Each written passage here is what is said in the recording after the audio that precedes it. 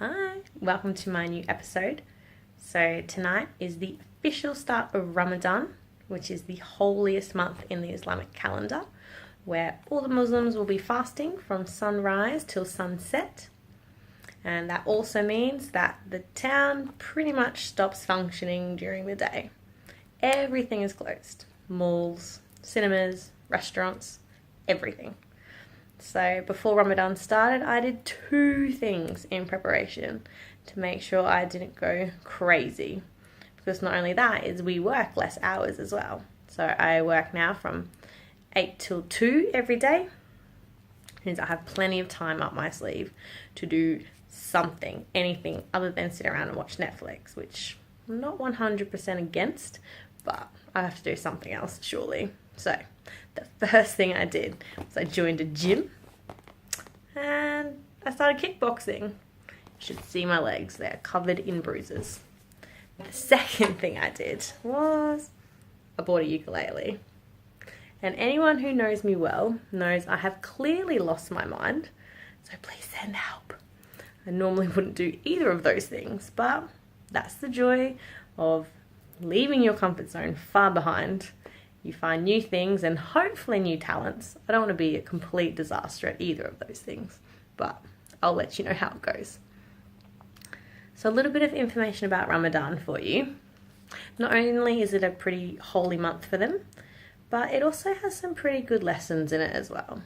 So it teaches patience and self-control, and it's also a time where it teaches people how to, I guess, empathize with poor people who can't afford to eat every single night. Let you see the world from their point of view. And I think that's really nice.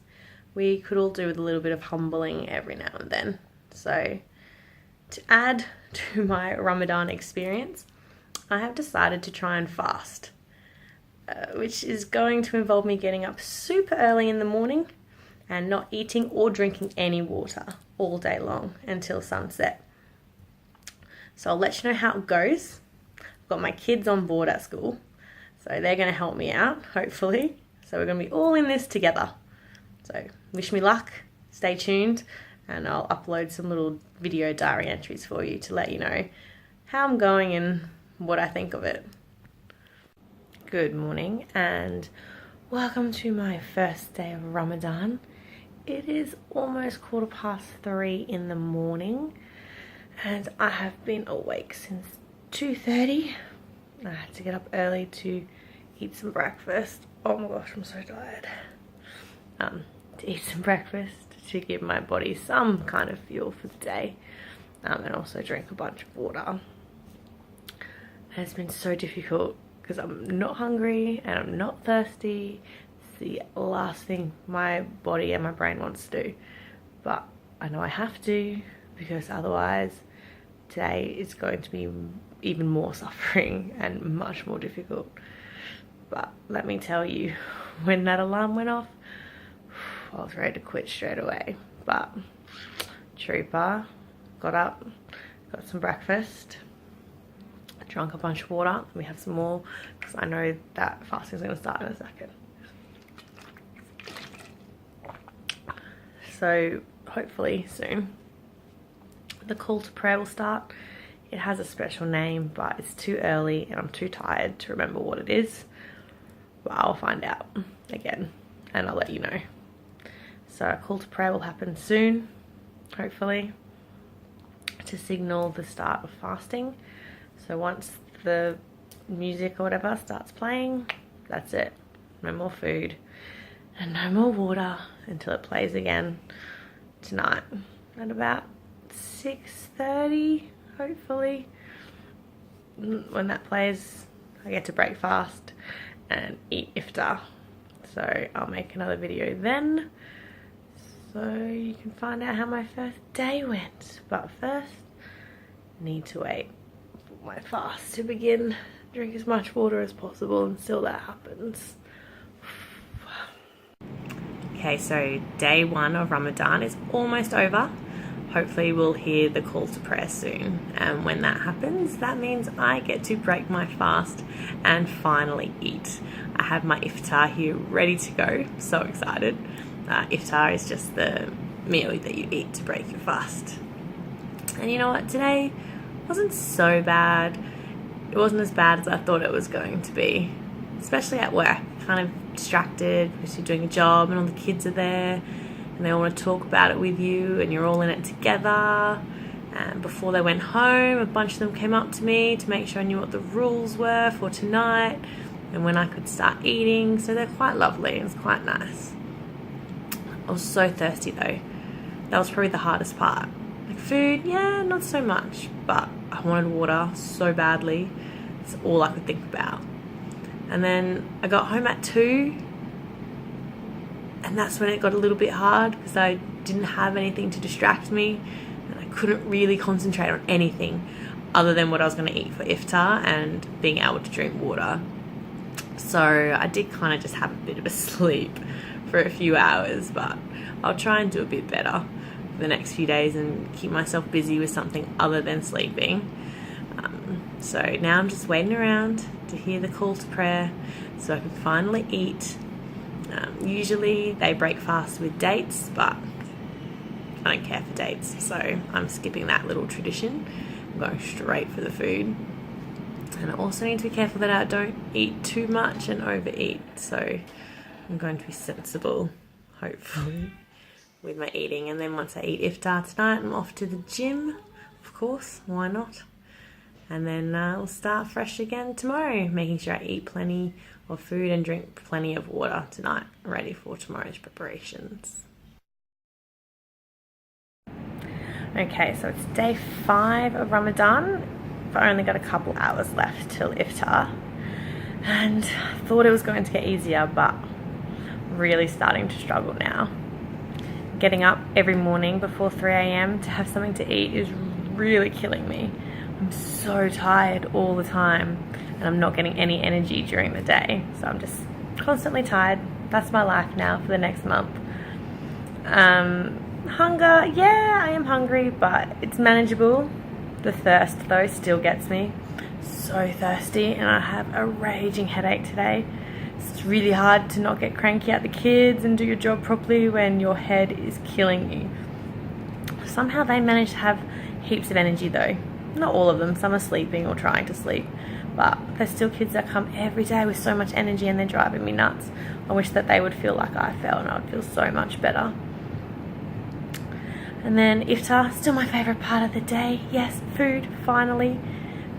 But once 5 o'clock hits, because I know iftar's getting closer, all I can think about is food, like constantly. I can't actually focus on anything else. But then once I get my food, happy days. It's like normal. But then you have so much energy and it's late at night. You have nothing to do and you know you have to get up early in the morning. So it kind of messes with your head a little bit. But I've gone out for iftar a couple of times, which is good. It's always nice not having to cook it yourself, because that's torture as well. But then again, sitting in a restaurant, not being able to touch your food, if there's any in front of you before the call to prayer, oh man, that's hard. But it's kind of nice to be around with everyone when they all get to break fast together. So that's my update for you. I'll check in again in a few days, I guess. We'll see how we go. Hey, so it's day 15 now, hit the halfway mark, so getting closer to the end. While I still like to whinge about it on a daily basis, it is getting easier to not eat and drink during the day. So, at least it's getting more bearable every day.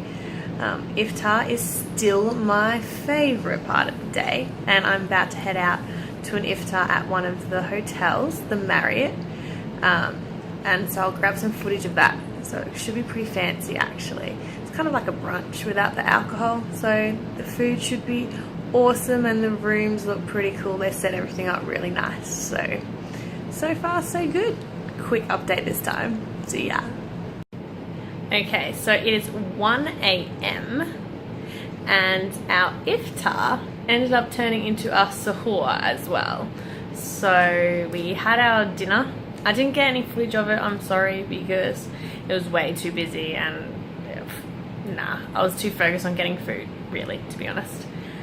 So we had our dinner and then we went and checked out Katara, which is like a traditional village just down the road.